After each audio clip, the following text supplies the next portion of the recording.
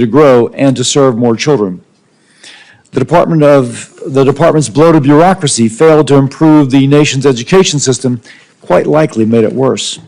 There's been a lot of talk about dismantling the Department of Education, and I'm sure that you will be asked this today. But before we begin, I want to explain what the Department of Education actually does. On average, only about 10% of public funds that go towards educating a child comes from the federal taxpayer. That's only 10%. 90% comes from state and local government. While the federal government accounts for a small minority of the funding, it is responsible for the vast majority of bureaucracy and red tape, preventing communities from improving educational success. I'm hearing from schools across the country that they have stopped going after federal competitive grant funding because it is not worth the hoops and red tape the Department of Education has placed on those dollars. If schools are not eager to apply for competitive grants to improve operations, something is wrong and something should change. It's not only the K-12 system failing students. Colleges and universities are not preparing students to succeed in the modern workforce. The cost of higher education are quickly outpacing the value of the degree students receive. According to a nonpartisan analysis, 23% of bachelor's degree programs and 43% of master's degrees have a negative return on investment. Too many students leave college woefully unprepared for the workforce after being saddled with overwhelming debt they cannot pay off. Under the last administration, the Department of Education's only answer was to transfer hundreds of billions of dollars, that's hundreds of billions, in student debt from those who willingly took it on to supposedly advance their life. They transferred it to Americans who either chose not to go to college or had already paid their way through school. To implement these schemes, the department dramatically increased the scope and authority of the student loan financing program, clearly outside of what Congress previously intended. Your experience overseeing SBA loans will be a great asset as the department looks to reform a very broken student loan program. We've also seen rampant anti-Semitism on college campuses, leading to attacks and harassment of Jewish students. I'm pleased to see the Trump administration has already launched investigations, and I look forward to working with you, presuming that you're confirmed. The status quo is not working. The educational system is failing our children. The Biden-Harris Department of Education stood in the way of student success. Transformative change of the educational establishment is needed. The department needs to get out of the way of states and local communities who are best positioned to actually address students' needs.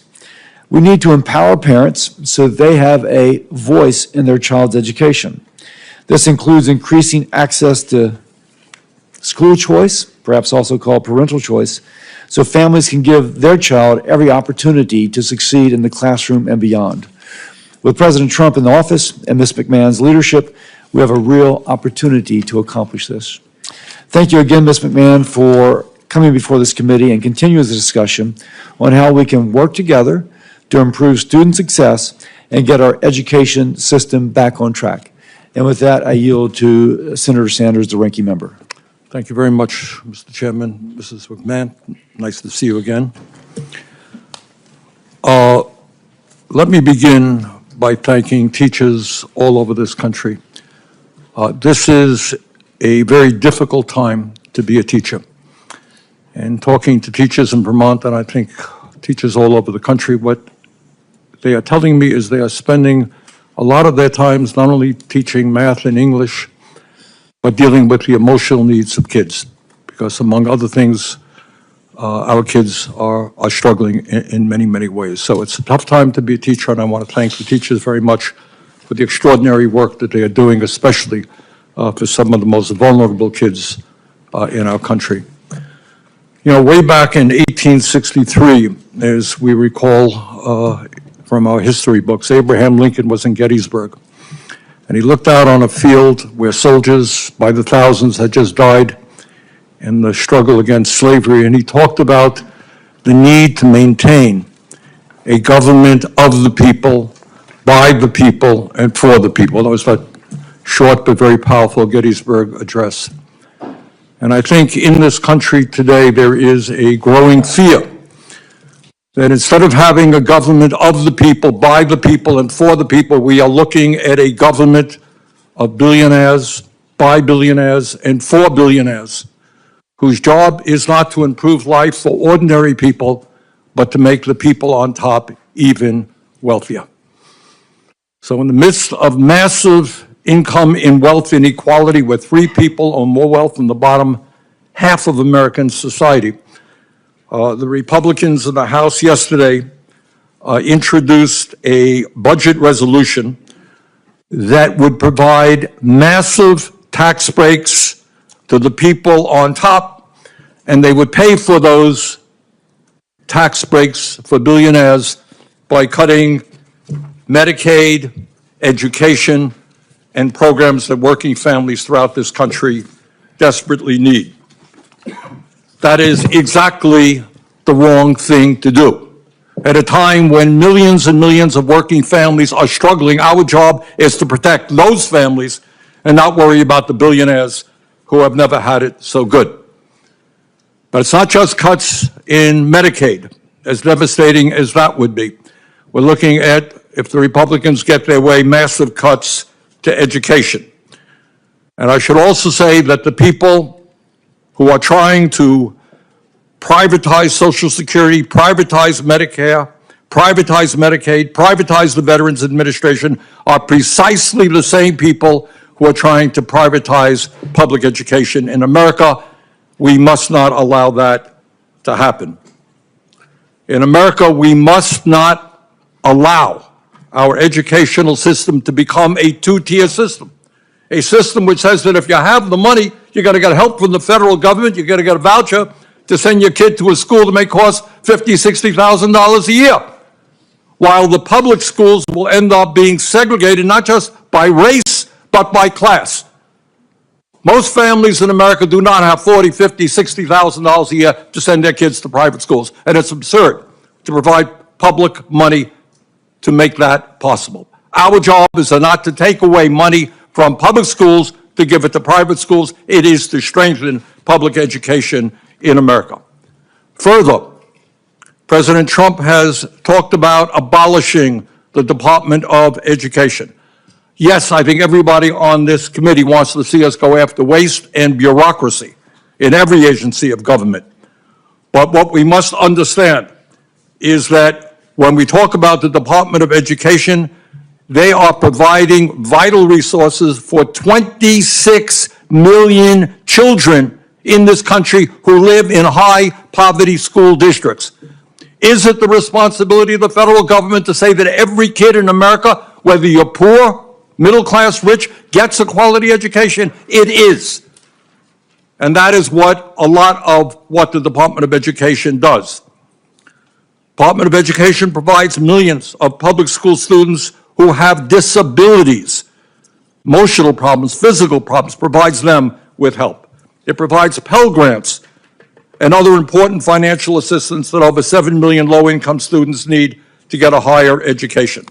So the goal is not to abolish the Department of Education, it is to make it more effective and to make sure that it addresses the educational needs in this country.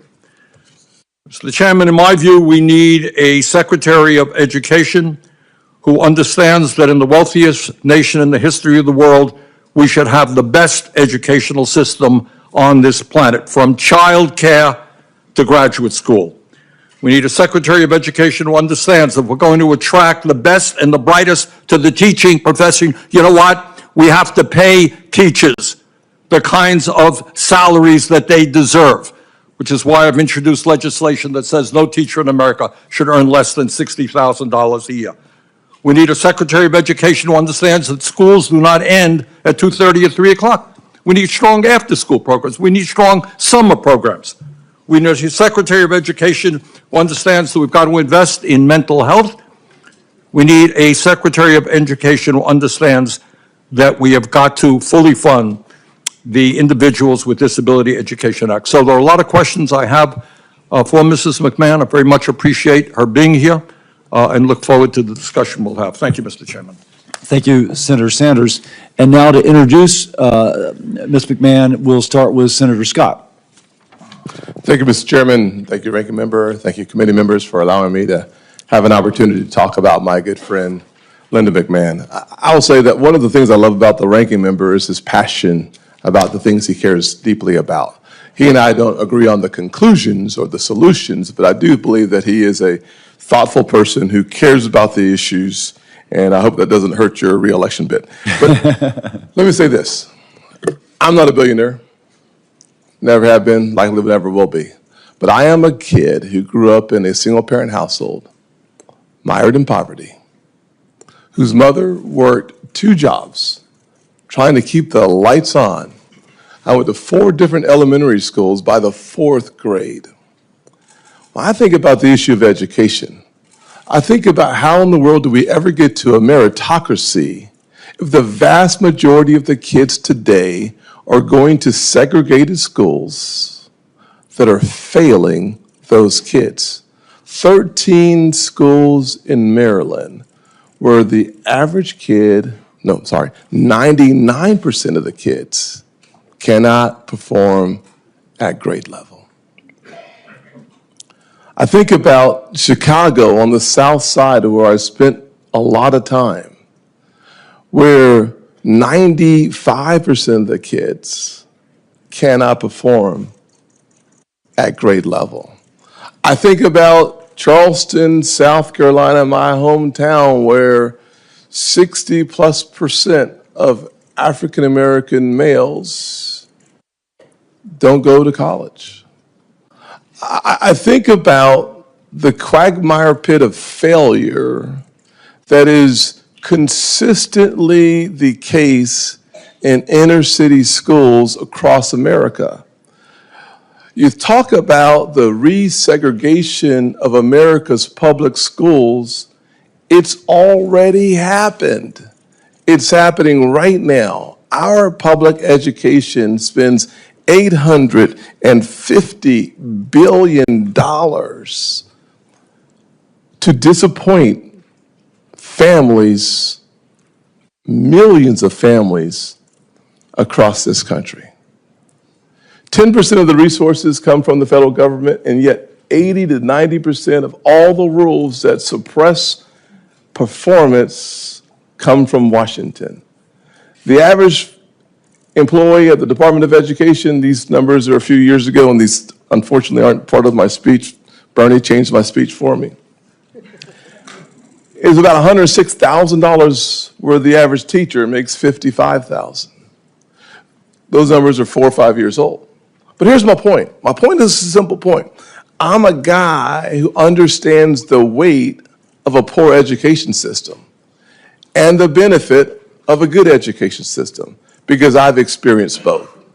I chose to introduce Linda not because I have an affinity for billionaires, though I might now, actually, because I have a passion for quality that changes the trajectory of poor kids' lives permanently.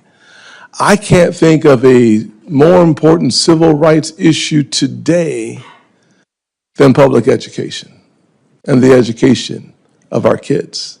I can't think of a better person to take on that challenge than someone that I had confidence when she was the administrator of the SBA. I can't think of someone better to take on this challenge than someone that took a regional company, WWE, and made it into the global powerhouse that it is today than the co-founder, chief executive, Linda McMahon. I can't think of someone better to do the job than someone who served on our own state board of education, who was a trustee at Sacred Heart University, and who led the policy initiatives at the America First Policy Institute. That would be Linda McMahon. I can tell you that there are a lot of questions I'd like to answer, but I don't have time. But I can tell you this. For the poorest kids in our country, disillusioned about the American dream, the answers they are looking for rarely come from Washington.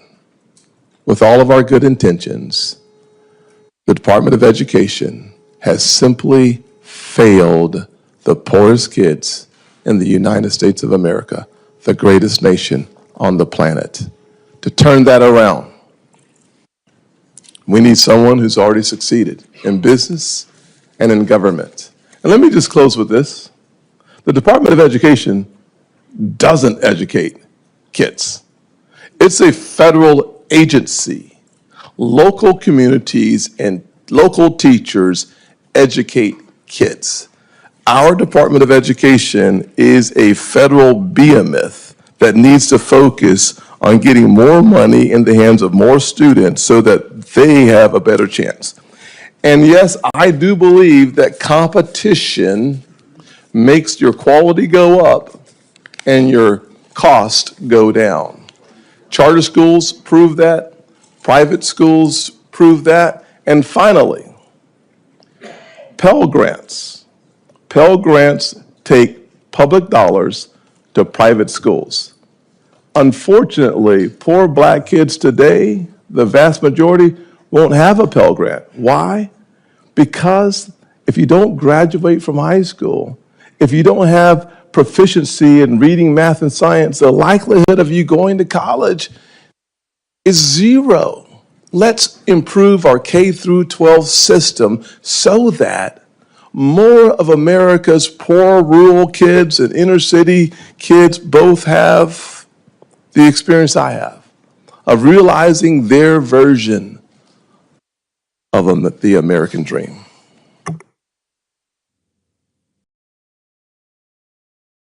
Thank you, Senator Scott. Very powerful.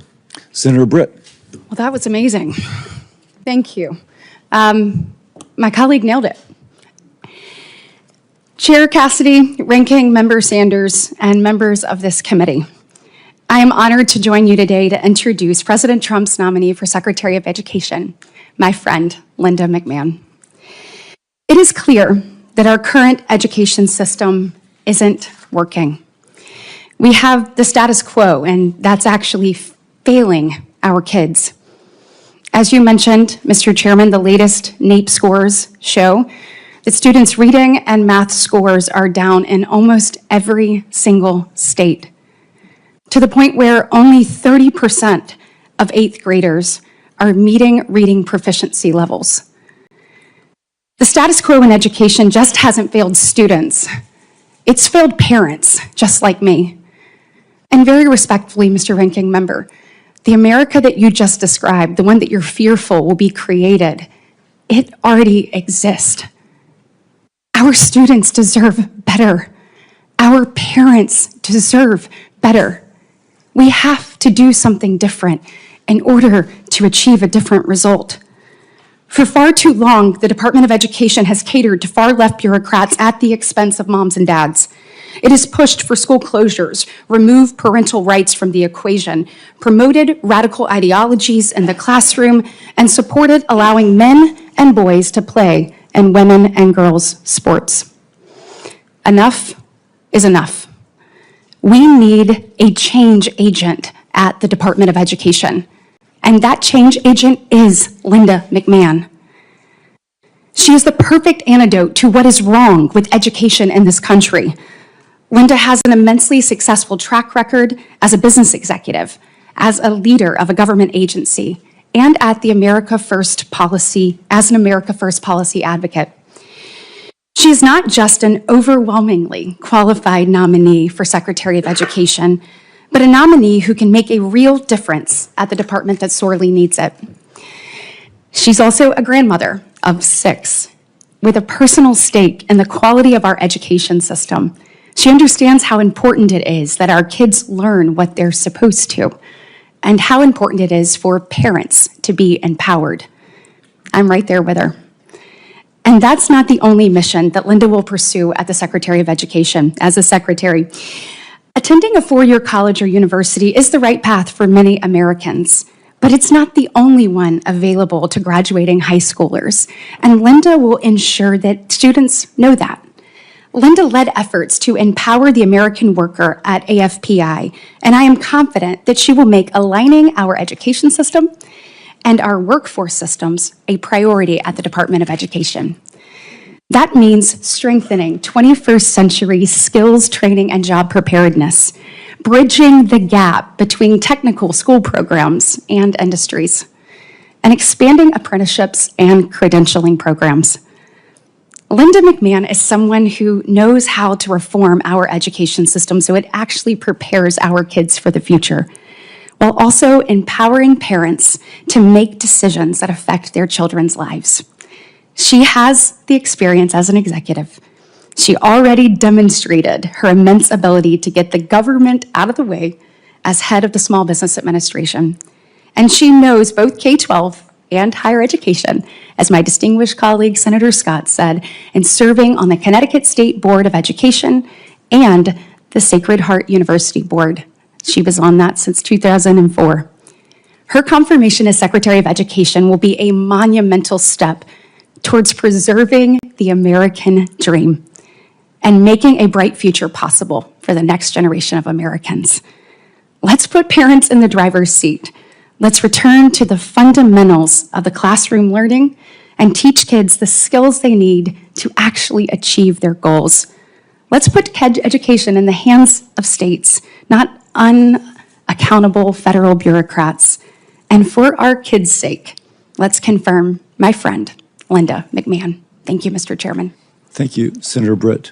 Ms. McMahon, now for your opening statement, and you're welcome to introduce your guest. Thank you very much, Chairman Cassidy. Yes, I'd like to introduce my daughter, Stephanie McMahon, Paul Levesque, her husband, and my son, Shane McMahon. I'm so happy to have them here, and many friends have come from far places, so I welcome having them here today and appreciate that they're here. So, thank you, Chairman Cassidy, Ranking Member Sanders, and distinguished members of the committee. I'm honored to have your consideration to serve as the Secretary of the Department of Education. And I'd like to thank both Senator Scott and Britt for their introductions. Members of the audience are reminded, disruptions will not be permitted while the committee conducts business. We ask you to respect that. I'm sorry. Certainly. And I'd like to thank both Senator Scott and Britt for their introductions and for the opportunity to welcome my friends and family. Thank you all so much for being here with me today. I would also like to thank President Trump for his confidence in me to lead a department whose mission and authority were a special focus of his campaign. He pledged to make American education the best in the world, return education to the states where it belongs, and free American students from the education bureaucracy through school choice. November proved that Americans overwhelmingly support the president's vision, and I am ready to enact it. Education is the issue that determines our national success and prepares American workers to win the future. I've been passionate about education since my earliest college days when I studied to earn a teaching certificate.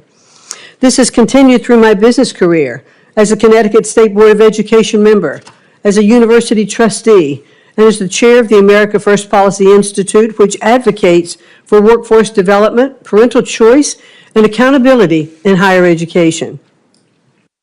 I'm also a mother and a grandmother, and I join millions of American parents who want better schools for our kids and grandkids. The legacy of our nation's leadership in education is one that every person in this room embraces with pride. Unfortunately, many Americans today are experiencing a system in decline. The latest scores from the nation's report card show achievement in K through 12 math and reading at their lowest level in years. More than 2/3 of public colleges are beset by violent crime on campuses every year. And most tragically, student suicide rates have dramatically increased over the last 2 decades. We can do better. We can do better for the elementary and junior high school student by teaching basic reading and mathematics, for the college freshman facing censorship or anti-Semitism on campus, and for parents and grandparents who worry that their children and grandchildren are no longer taught American values and true history. In many cases, our wounds are caused by the excessive consolidation of power in our federal education establishment. So what's the remedy? Fund education freedom, not government-run systems. Listen to parents, not politicians. Build up careers, not college debt. Empower states, not special interests. Invest in teachers, not Washington bureaucrats. If confirmed as secretary, I will work with Congress to reorient the department toward helping educators, not controlling them. My experience as a business owner and leader of the Small Business Administration, as a public servant in the state of Connecticut, and more than a decade of service as a college trustee has taught me to put parents, teachers, and students, not bureaucracy, first. Outstanding teachers are tired of political ideology in their curriculum and red tape on their desks. And that's why school choice is a growing movement across the nation. It offers teachers and parents an alternative to classrooms that are micromanaged from Washington, D.C. We should also emphasize career-focused education, especially in cutting-edge STEM fields, where American companies need high-skilled employees. Our workers deserve more post-secondary pathways, career-aligned programs, apprenticeships, and on-the-job learning, and jobs in tech, skilled trades, and healthcare for non-college degree holders. Those who do attend college deserve transparent costs and courses of study aligned to workforce demand. The United States is the world leader by far in emerging technologies like AI and blockchain, and we need to invest in American students who want to become tech pioneers. We should encourage innovative new institutions, develop smart accountability systems, and tear down barriers to entry so that students have real choice and universities are not saddling future families with unsurmountable debt. We must protect all students from discrimination and harassment. And if I am confirmed, the department will not stand idly by while Jewish students are attacked and discriminated against. It will stop forcing schools to let boys and men into female sports and spaces. And it will protect the rights of parents to direct the moral education of their children. The opportunity before us these next 4 years is momentous. I look forward to working with the committee, our nation's parents, teachers, and students, and education leaders from all political perspectives to build a better future for every American learner. Thank you so much for the opportunity to speak with you today, and I look forward to your questions. Thank you very much. I shall begin. Everybody's rightly focused on the fact that we have a problem with reading scores, and they've been anchored where they are for quite some time, with an incredibly high percentage of children not reading at grade level. And the old kind of truism that kids learn to read by grade 3 or 4 and they read to learn thereafter. But they're not learning to read by grade 3 or 4. So that said, dyslexia, according to NIH kind of reviewed literature, affects 20% of our population.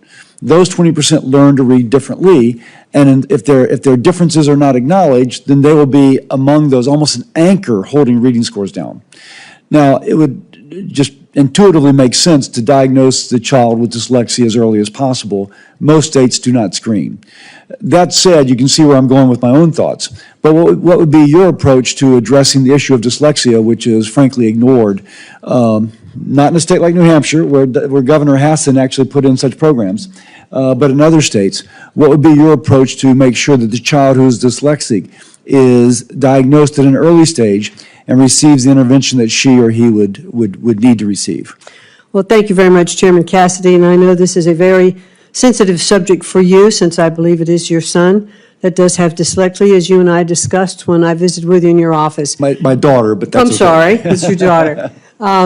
But I certainly very much would like to be sure that we are looking to diagnose issues like dyslexia early, because we have found that it can be turned around.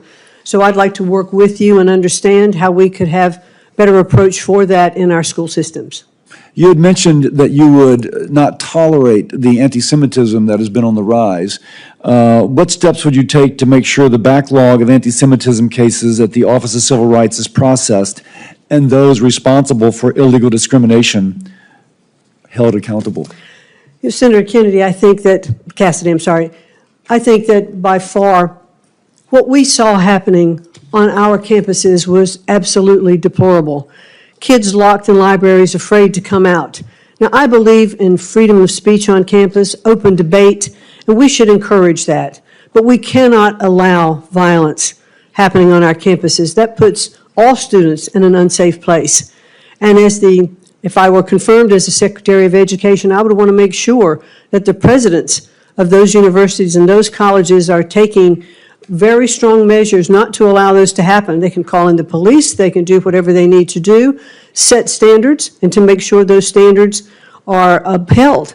We cannot allow that kind of violence to take place on our college campuses. Now, there's a current backlog in the Office of Civil Rights within the Department of Education to address this. Do you have any specific plans about how you could help them address that backlog? Well, I'd like very much to be confirmed and to be able to get into the department and understand that backlog, to talk to those lawyers who were there, and let's focus on what we need to do to clear out that backlog. And I look forward to doing that. President Trump is reportedly drafting an executive order requiring the Secretary of Education to develop a plan for downsizing the Department of Education and working with Congress to eliminate entirely. Yes or no, do you agree that since the department was created by Congress, it would need an act of Congress to actually close the Department of Education? And certainly President Trump understands that we'll be working with Congress. We'd like to do this right. We'd like to make sure that we are presenting a plan that I think our senators could get on board with and our Congress could get on board with, that would have a better functioning Department of Education, but certainly does require congressional action. Okay. In terms of the plans to downsize, what would be the components of that plan that would not require congressional approval? Well, I do believe, Senator, that there are departments of education that are established by statute, and those particular departments we'd have to pay particular attention to. But long before there was a Department of Education, we fulfilled the programs of our educational system. Are there other areas, other agencies where parts of the Department of Education could better serve our students and our parents on a local level? And I am really all for the President's mission, which is to return education to the states. I believe, as he does, that the best education is closest to the child and not certainly from Washington, D.C. If the department is downsized, would the states and localities still receive the federal funding which they currently receive? Yes. Okay. With It that, is not the President's goal to defund the programs. It is only to have it operate more efficiently. With that, I yield to Senator Sanders. Thank you, Mr. Chairman. When we talk about education, kind of we're looking at it in a vacuum. We're talking about the struggles that low-income kids are having, and that's true. But Mrs. McMahon, you are also aware that in America we have more income and wealth inequality than we've ever had before. You are aware that we have the highest rate of childhood poverty of almost any major country on earth. You are aware, I suspect, that teachers are dealing with kids who are literally homeless, kids who come from dysfunctional families where there is violence. Does it concern you in America that we are living in a society where the people on top are doing phenomenally well, while 60% of Americans are living paycheck to paycheck? And how do you think that impacts our educational system? Thank you very much, Senator, for that question. First of all, let me say that I believe that teaching is one of the most noble professions that we have in our country, and we have so many good, dedicated teachers to help our students.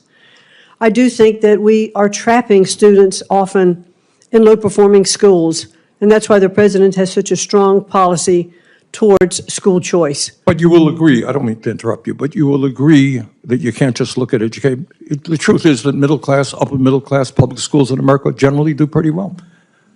But if you are homeless, if you were a homeless person and you had kids, the odds of your kids doing pretty well, and I'm just asking you, what do you think about the massive level of income and wealth inequality, the fact that we have the highest rate of childhood poverty? Is that something you think you might want to pay attention to? Well, certainly, Senator, I do believe that we want to make sure that every child in our country has the opportunity to have equal access to a quality education. And the Department of Education really is not setting economic policy in the country. Well, we should focus on educating our children, and we should focus on it at the local level. Let me ask you this. You mentioned correctly that we have many great teachers in America, right? Yes.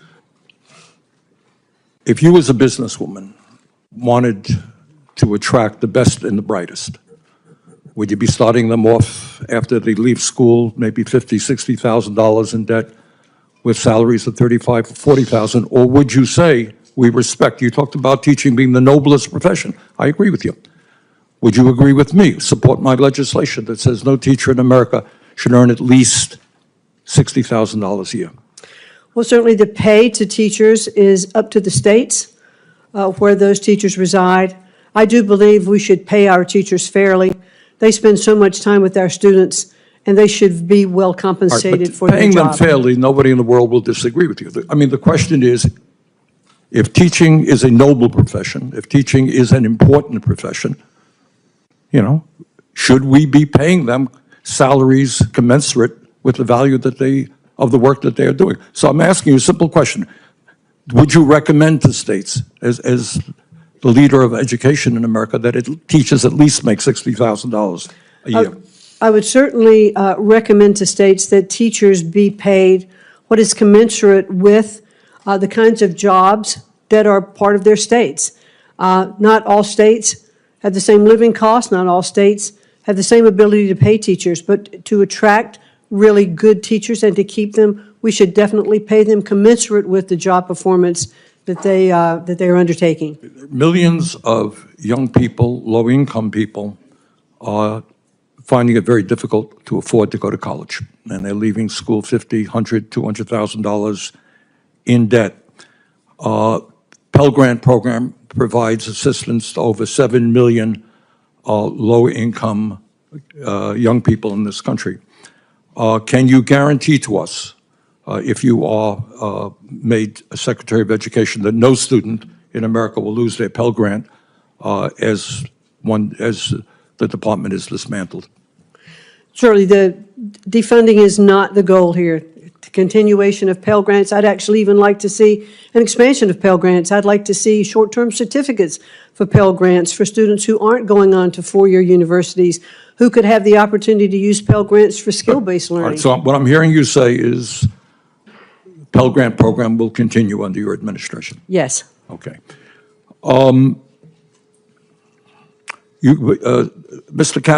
Senator Cassidy asked you an important question, and that is, do you agree, and let me just once again get your feelings on this, that if there is a movement to abolish the Department of Education, it has to go through the United States Congress? Yes, it is set up by the United States Congress, and we work with Congress. It clearly cannot be shut down without it. Good. Thank you. Senator Collins. Thank you. Welcome. First of all, let me say I was very pleased to hear your strong commitment to enforcing the Office of Civil Rights jurisdiction over the many incidences, horrible incidences of anti-Semitism that we've seen on our college campuses. Among the important programs that are administered by the Department of Education are Title I, IDEA, and the TRIO programs, all of which have been high priorities for me. I want to briefly discuss those programs. Title I helps public schools that are serving low-income students. It helps level the playing field in terms of resources compared to more affluent communities. In Maine, 63% of our public schools receive Title I funds. Very important to our state. Second, IDEA, the Disabilities in Education Act, which helps children with special needs. Maine receives more than $65 million to support K through 12 students with special education needs. I would note that that falls far short of the 40% that was promised when the legislation was passed in the 1970s. TRIO programs, which we've discussed, have changed the lives of countless first-generation students who are going to college and come from families with no experience with higher education. I've seen so many success stories as a result of TRIO. So my question for you is, how do we maintain the administration and oversight of these programs if we abolish or substantially reorganize the Department of Education? Thank you, Senator Collins, and I know how passionate you are about these issues, and I enjoyed meeting with you in your office and talking about these various things, especially I think the TRIO program, which we both agreed was just hit a terrible blow just by regulation when some of the students who were applying, their applications were rejected simply because of spacing on a form. Right. And that kind of regulatory control just cannot stand. That is just impossible.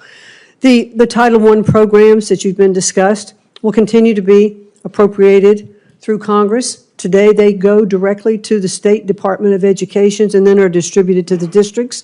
Not looking to defund or reduce any of those amounts. IDEA is the same, but might it be better served in a different agency? I'm not sure. It started at HEW, and the concerns for disabilities and health issues with students may very well rest better within an agency that has more oversight of all of those. So I think if I am confirmed to be able to get in and assess programs, how they can have the best oversight possible, how we can really take the bureaucracy out of education and focus on teaching our children to read and to do math and to appreciate our history is certainly my goal and would be my goal as the Secretary of Education. Thank you. On Monday, the administration announced that the Department of Education was going to terminate 89 contracts from the Institute of Education Sciences. They were worth $881 million, as well as terminating 29 training grants. This week, my office heard from a former teacher from Oakland, Maine, who has developed a high-impact tutoring model, and it's currently being used in 12 schools in Maine alone. And she has one of the grant applications pending to more thoroughly evaluate the impact of this model on the students' outcomes. She's worried that it's now going to be in jeopardy due to these sudden cuts. Considering the poor reading and math scores reported by NAEP, and that unfortunately includes poor scores in my home state, shouldn't the Department of Education continue to collect data and evaluate outcomes rather than halt these activities so that you can help states know what works? Well, thank you, Senator, and it is my goal, if I am confirmed, to get in and assess these kinds of programs, because I'm not sure yet what the impact of all of those programs are. I know that there are many worthwhile programs that we should keep, but I'm not yet apprised of them. I want to study them. I'd like to get back and talk to you more and to work with you. I look forward to working with this committee and all of Congress to make sure we can deliver for our education. Thank you. I appreciate your responses. Thank you. Thank you. Protect our schools. The committee will come to order. No more charters. Protect. Senator Murray. Thank you, Ms. McMahon. Elon Musk's DOJ staffers have reportedly set up camp at the Department of Education.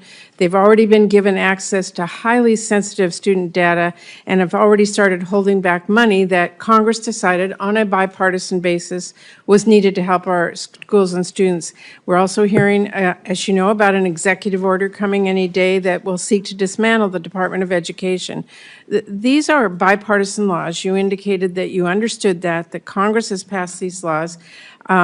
But a lot of turmoil is happening. You heard it from my colleague just asking that question now. So I want to ask you, if confirmed, do you commit to getting every dollar we have invested in our students and schools out to them?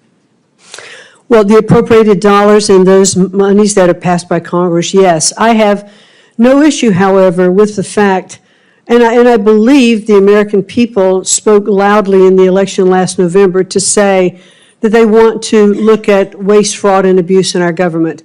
So DOJ, there are a couple of implants at the Department of Education as there are with agencies throughout the district, and they're doing an audit. Right, You know, I and understand and an it's- audit, but when Congress appropriates money, it is the administration's responsibility to put that out as directed by Congress, who has the power of the purse. So what will you do if the president or Elon Musk tells you not to spend money Congress has appropriated to you? We will certainly expend those dollars that Congress has passed, but I do think it is worthwhile to take a look at the programs before money goes out the door. It's much easier, it is much I easier understand that, but to the stop the money as it's going out the by door law than is- it is to claw it back. Process by law is that you look at that, you make recommendations to Congress, and we implement those laws. So, I mean, the question really is, who decides how much federal funding public schools get in Seattle, where it's already been allocated? The school district or Elon Musk or Congress? And I think Congress has been pretty clear that the purse lies here. We pass our appropriations bills. We expect those programs to come. If you have input, if you have programs you have looked at that you believe are not effective, then it is your job to come to us, explain why, and get the support for that. Let me move on. Ms. Mann, I believe that our nation's students, families, and taxpayers do want true accountability. They do want improvement in our schools. Back in 2015, Congress came together in a bipartisan way to replace the No Child Left Behind Act with the new law, Every Student Succeeds Act. That was a bill I was very proud to negotiate with my Republican counterpart on this committee, passed it into law. It gives states more flexibility in using their federal education funds. It eliminated those one-size-fits-all mandates that everyone hated, and it established some really strong federal guardrails to hold states and schools accountable. I believe that the Department of Education must do more to implement that law. Right now, less than 42% of our schools identified for comprehensive support and improvement, or CSI as we call it, had a plan that met all the requirements of that law. And 1 in 5 schools' plans included practices we know are ineffective. National assessment results, as you well know, released a few weeks ago, show that our lowest performing students continue to fall furthest behind.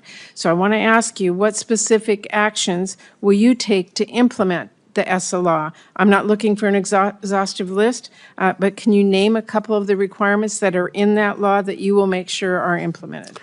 Well, Senator, thank you, and I would look forward to working with you in the committee and understanding more about the ESSA laws. Do you know what the requirements are? Do you know about the requirements for targeted support improvement schools or the annual report card requirement? Can you name any of the requirements Yes, that are in that? I have read through ESSA, and I do know, it's very interesting, it's how I really got into education in the first place was when No Child Left Behind was in place.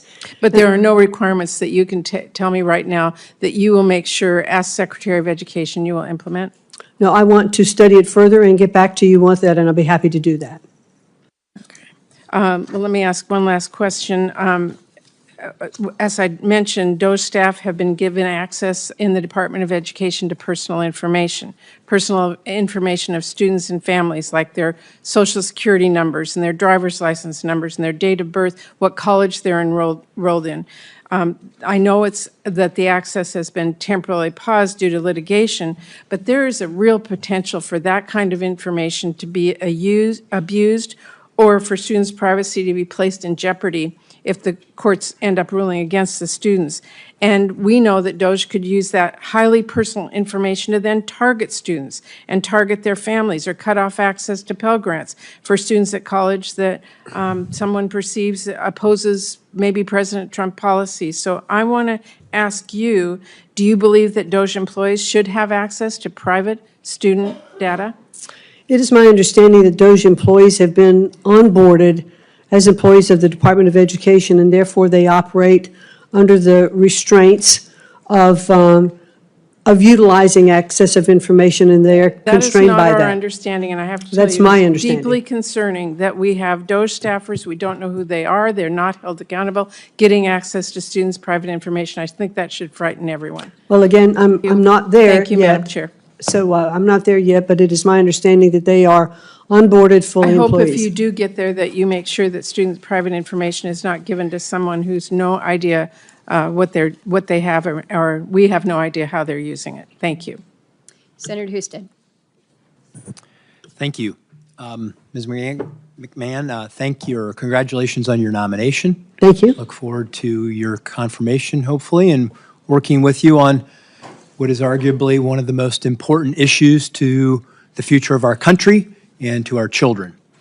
I would just simply ask you if you believe that education is foundational to the opportunity to live your version of the American dream for children. You agree with that? I certainly do agree with that, and thank you very much, Senator, for that question. Education, I think, is at the very center of our culture. It is the ticket out of poverty for so many students. It is how our children's minds are absolutely cultivated so that they can learn. And I remember listening to Senator Cassidy when he said that every child up until the third grade learns to read, and then after the third grade reads to learn. And if children cannot read at a proficiency level, they cannot continue to learn. They can't then be proficient in school. They can't go forward to higher education. They can't even start a business or do anything.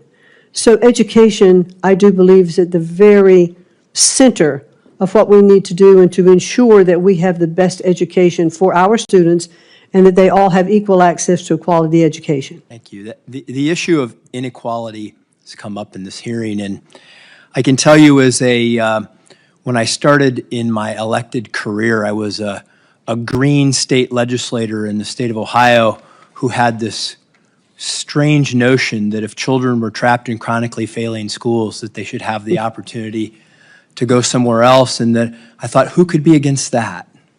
And I quickly found out, well, there were a lot of people who were against that, powerful people, powerful institutions. And I just believe that as Americans, we believe that freedom and choice is good. It's part of our DNA. It's good for markets and business, and that monopolies don't work, whether that's big business or big government. And that has been reinforced to me over the course of basically my lifetime that I've worked on this issue. Foundationally or fundamentally, billionaires have choice. Their children have choice. It's children that grow up in poverty that don't have choice. And that is an important element of fixing inequality, because if we say that an education is foundational to living your version of the American dream, yet you don't have the choice to go to a school that serves your needs, we basically have institutionalized a barrier against that opportunity and to have that equality of opportunity. Just share with me how you hope to fix that. Well, certainly the president, one of his cornerstones relative to education is school choice. He certainly does believe in universal school choice, and we have seen, I think that there are now, I believe the number's 33 states, I might be corrected on that, states that do have school choice. And what we have found that public schools come up, they're competitive. A lot of the concerns relative to school choice, I think the statistics, belie. We have students that are not leaving public schools in hordes and going to other schools, but they have the opportunity. Parents look at their children and say, I want that for my child. My school is failing my child. So if I have the opportunity to have an educational savings account or a voucher program or a scholarship program to get my child maybe to that charter school or to that other public school that is doing better than the one that my child is here because this is where I live, but I know that if I could get my child to that next school, they would be better off. Every parent wants that opportunity for their child.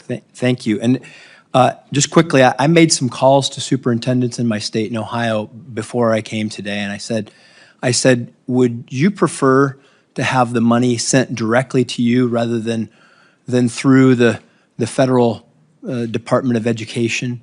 And do you think you could do a better job if we released you from the rules and regulations and you just said, and they said, yes, tell us what you want us to achieve, we'll achieve it, we'll do it.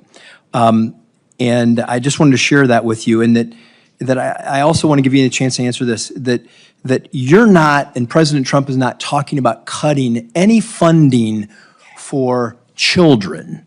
You're not talking about cutting funding for disabled children. You're just talking about changing the way that the money gets to these students in schools, and that you're committed to that. Is that correct? That is correct, Senator. Thank you very much. Great. Thank you.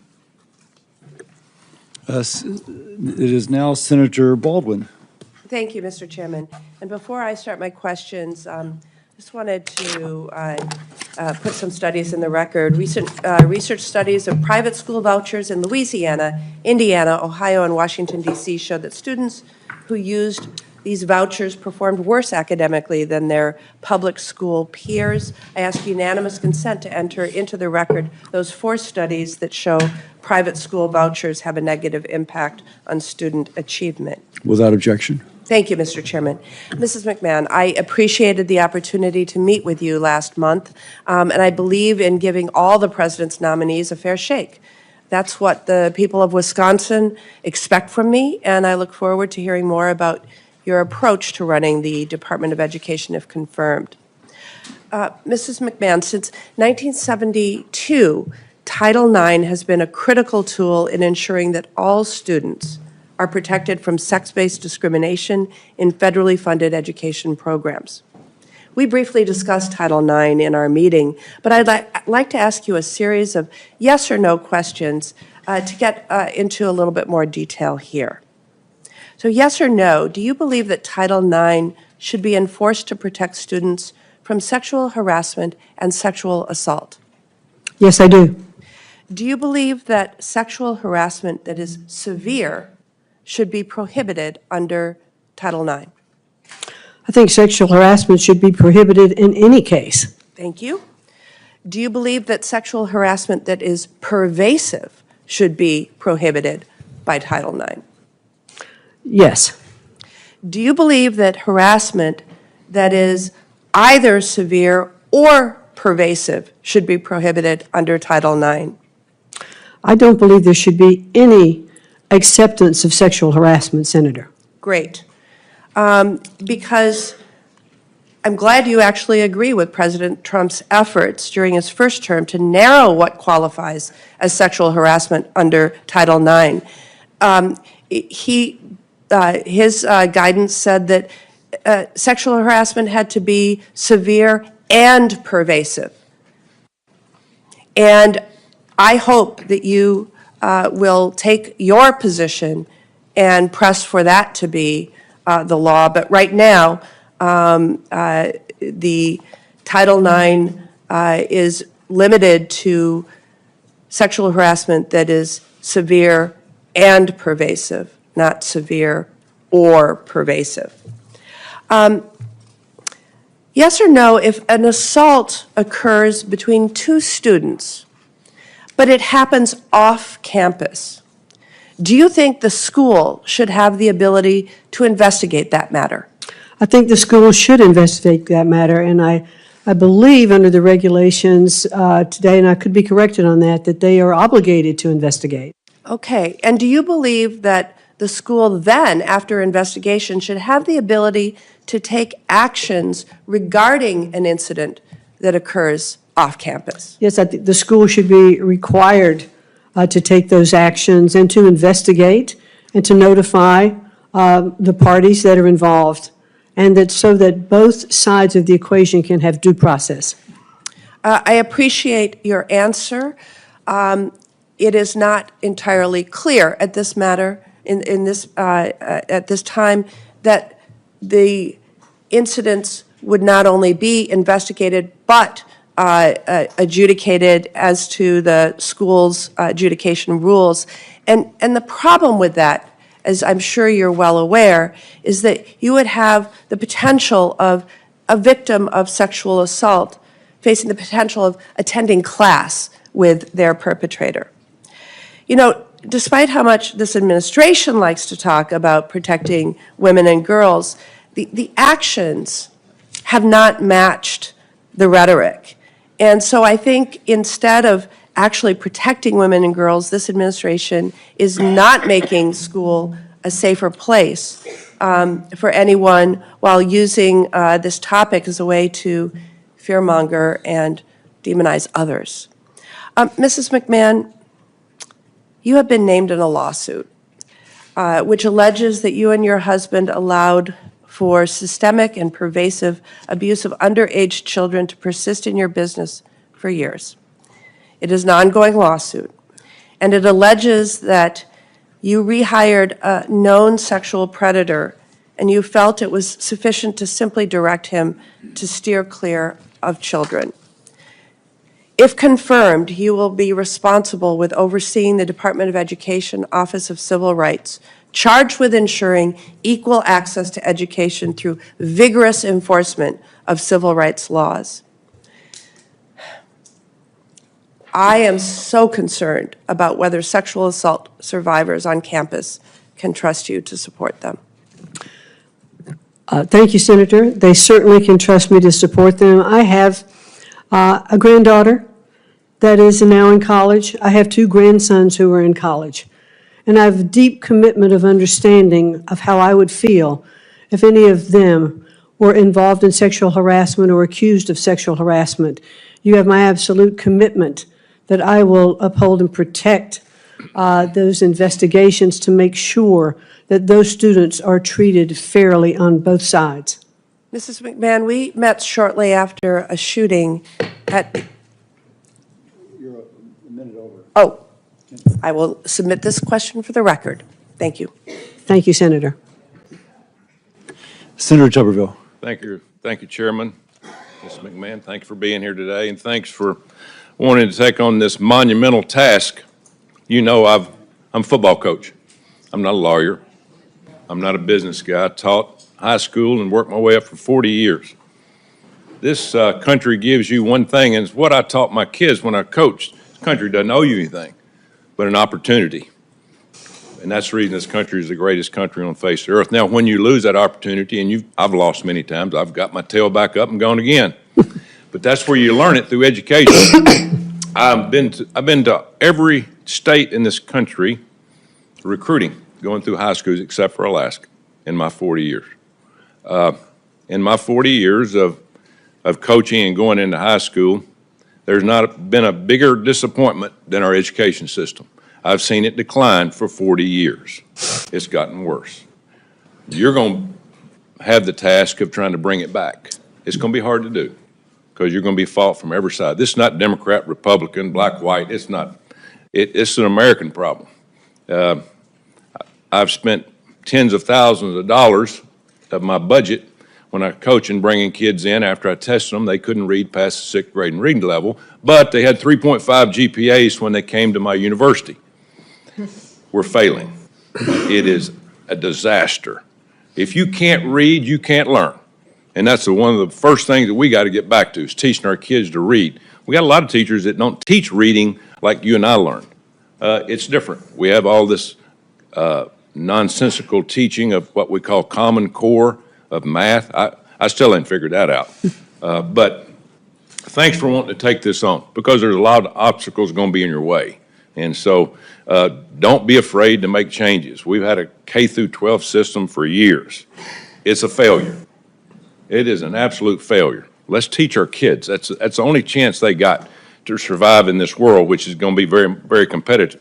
Now, we have things that get in our way. And what's deterring our kids nowadays? That thing right there. I had problems coaching with it. I was enemy number one when I told them, put that damn phone up. Don't bring it to my dressing room, because I want you to listen and learn, not be on there listening to music and reading the nonsense you see on there. So you got a lot of obstacles.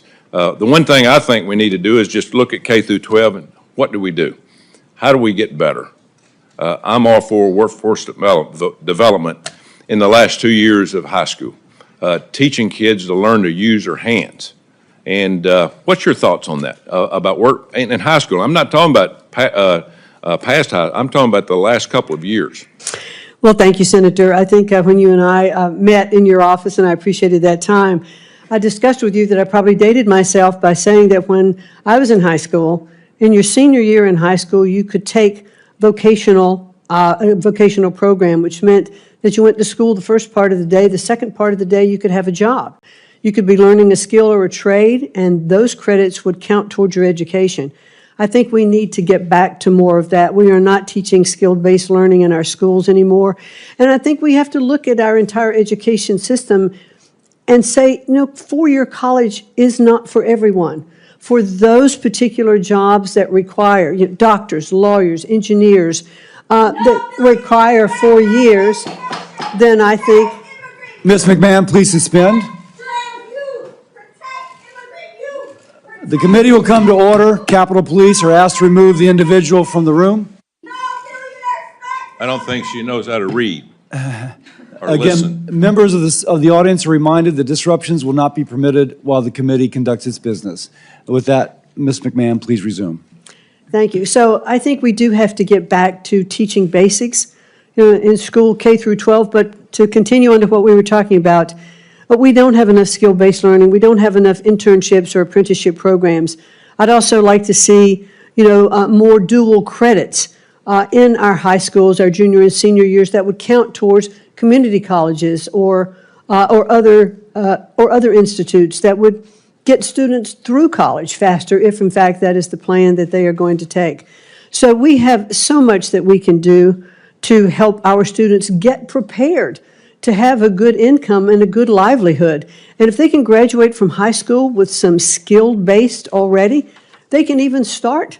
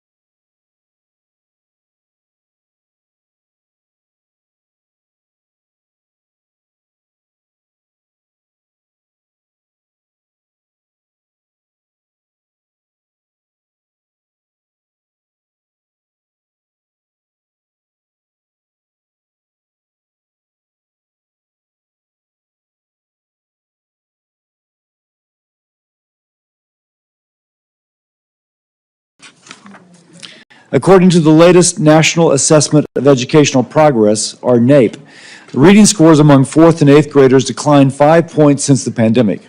In math, 4th grade scores fell by 5 points and 8th grade scores fell by 8 points. The failures of the traditional K-12 schools are leading more families to try other education options proven to help students succeed, like charter schools. The Biden-Harris Department of Education tried to take these options away from families. They passed onerous regulations making it harder for charter schools to apply for federal grants, impeding their ability to grow and to serve more children. The department's bloated bureaucracy failed to improve the nation's education system, quite likely made it worse. There's been a lot of talk about dismantling the Department of Education, and I'm sure that you will be asked this today. But before we begin, I want to explain what the Department of Education actually does. On average, only about 10% of public funds that go towards educating a child comes from the federal taxpayer. That's only 10%. 90% comes from state and local government. While the federal government accounts for a small minority of the funding, it is responsible for the vast majority of bureaucracy and red tape, preventing communities from improving educational success. I'm hearing from schools across the country that they have stopped going after federal competitive grant funding because it is not worth the hoops and red tape the Department of Education has placed on those dollars.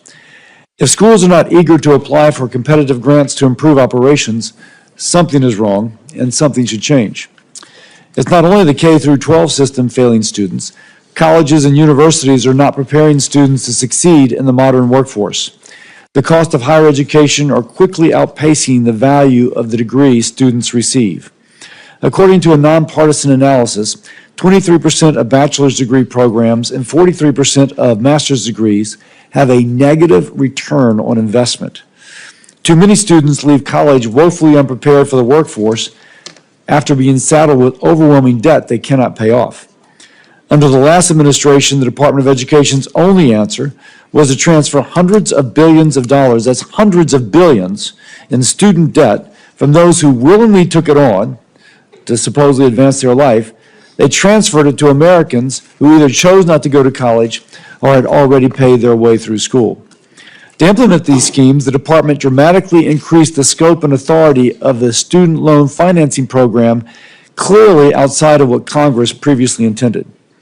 Your experience overseeing SBA loans will be a great asset as the department looks to reform a very broken student loan program.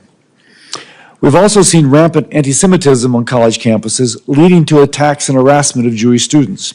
I'm pleased to see the Trump administration has already launched investigations, and I look forward to working with you, presuming that you're confirmed. The status quo is not working. The educational system is failing our children. The Biden-Harris Department of Education stood in the way of student success. Transformative change of the educational establishment is needed. The department needs to get out of the way of states and local communities who are best positioned to actually address students' needs. We need to empower parents so that they have a voice in their child's education. This includes increasing access to school choice, perhaps also called parental choice, so families can give their child every opportunity to succeed in the classroom and beyond. With President Trump in office and Ms. McMahon's leadership, we have a real opportunity to accomplish this. Thank you again, Ms. McMahon, for coming before this committee and continuing the discussion on how we can work together to improve student success and get our education system back on track. And with that, I yield to Senator Sanders, the ranking member. Thank you very much, Mr. Chairman. Mrs. McMahon, nice to see you again. Let me begin by thanking teachers all over this country. This is a very difficult time to be a teacher.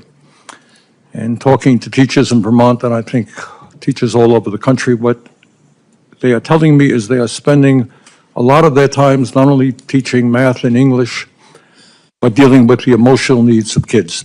Because among other things, our kids are struggling in many, many ways. So it's a tough time to be a teacher, and I want to thank the teachers very much for the extraordinary work that they are doing, especially for some of the most vulnerable kids in our country. You know, way back in 1863, as we recall from our history books. Abraham Lincoln was in Gettysburg, and he looked out on a field where soldiers by the thousands had just died in the struggle against slavery, and he talked about the need to maintain a government of the people, by the people, and for the people. That was that short but very powerful Gettysburg address. And I think in this country today there is a growing fear that instead of having a government of the people, by the people, and for the people, we are looking at a government of billionaires, by billionaires, and for billionaires, whose job is not to improve life for ordinary people, but to make the people on top even wealthier. So in the midst of massive income and wealth inequality, where 3 people own more wealth than the bottom half of American society, the Republicans in the House yesterday introduced a budget resolution that would provide massive tax breaks to the people on top, and they would pay for those tax breaks for billionaires by cutting Medicaid, education, and programs that working families throughout this country desperately need. That is exactly the wrong thing to do. At a time when millions and millions of working families are struggling, our job is to protect those families and not worry about the billionaires who have never had it so good. But it's not just cuts in Medicaid, as devastating as that would be. We're looking at, if the Republicans get their way, massive cuts to education. And I should also say that the people who are trying to privatize Social Security, privatize Medicare, privatize Medicaid, privatize the Veterans Administration are precisely the same people who are trying to privatize public education in America. We must not allow that to happen. In America, we must not allow our educational system to become a two-tier system, a system which says that if you have the money, you got to get help from the federal government, you got to get a voucher to send your kid to a school that may cost $50,000, $60,000 a year, while the public schools will end up being segregated not just by race, but by class. Most families in America do not have $40,000, $50,000, $60,000 a year to send their kids to private schools, and it's absurd to provide public money to make that possible. Our job is not to take away money from public schools to give it to private schools. It is to strengthen public education in America. Further, President Trump has talked about abolishing the Department of Education. Yes, I think everybody on this committee wants to see us go after waste and bureaucracy in every agency of government. But what we must understand is that when we talk about the Department of Education, they are providing vital resources for 26 million children in this country who live in high poverty school districts. Is it the